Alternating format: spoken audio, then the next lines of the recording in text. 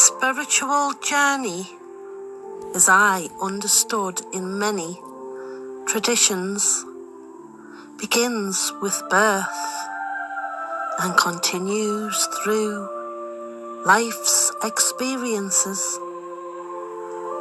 eventually leading to a letting go of worldly attachments and realizations of a higher purpose or truth. This journey may involve cycles of rebirth, spiritual growth, and a quest for liberation from the cycle of suffering the death. Birth and soul's journey. In many spiritual traditions, the soul is seen as our eternal entity that journeys through multiple lifetimes, learning and growing with each incarnation. This journey is not random, but is part of a large cosmic plan of agreement. Spiritual growth and transformation. During life, individuals may experience spiritual growth through various practices like prayer, meditation, and connecting with nature.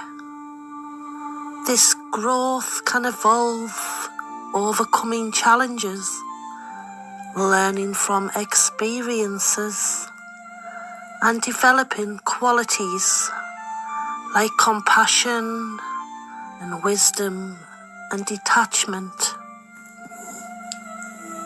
Letting go and liberation. As the spiritual journey progresses, individuals may learn to let go of attachments to worldly things and desires and ego. The process of release can be a key step towards liberation from suffering and the cycle of the birth and death.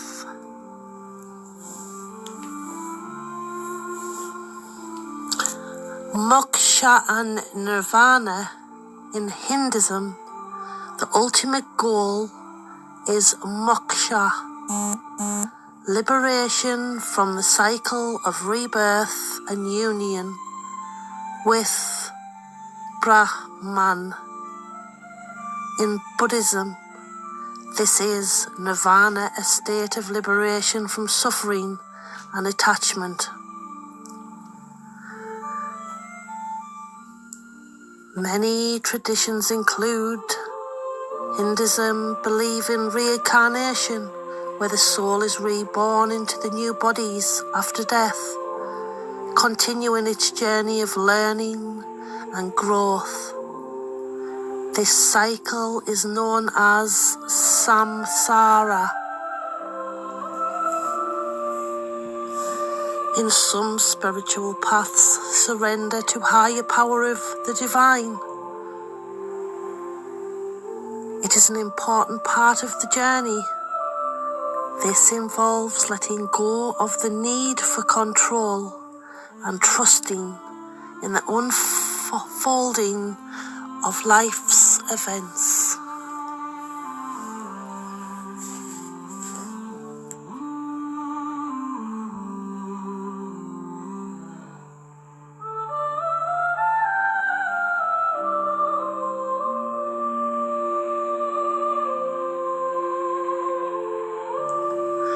When you become spiritually awoken, what happens?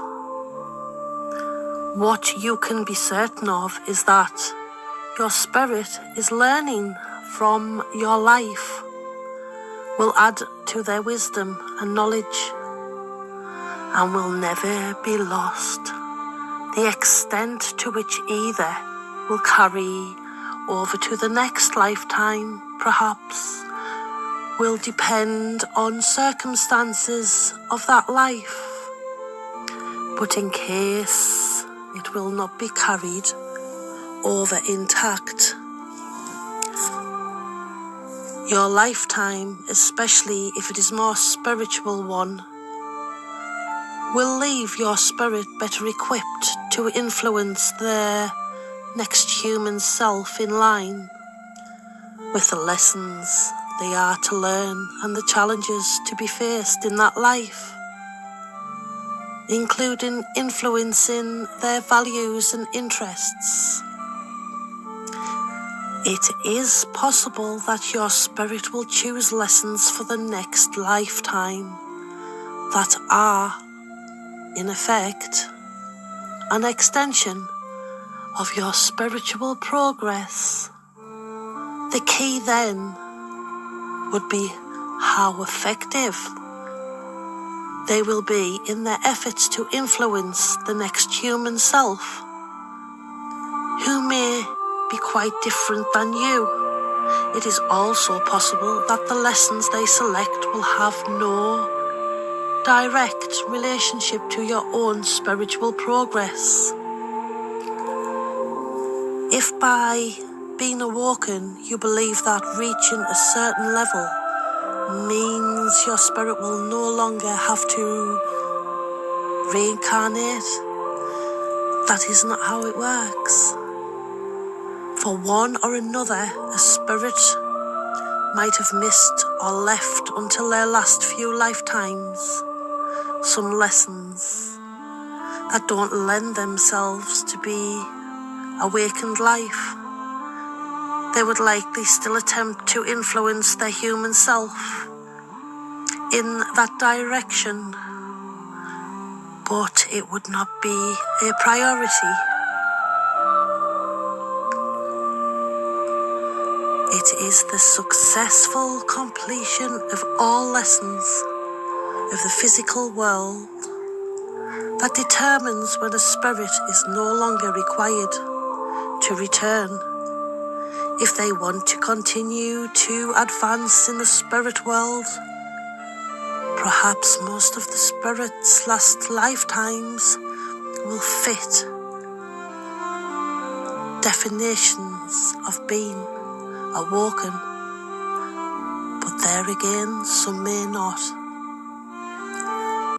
Blessed be, blessed be. Love and beautiful light, dear friends.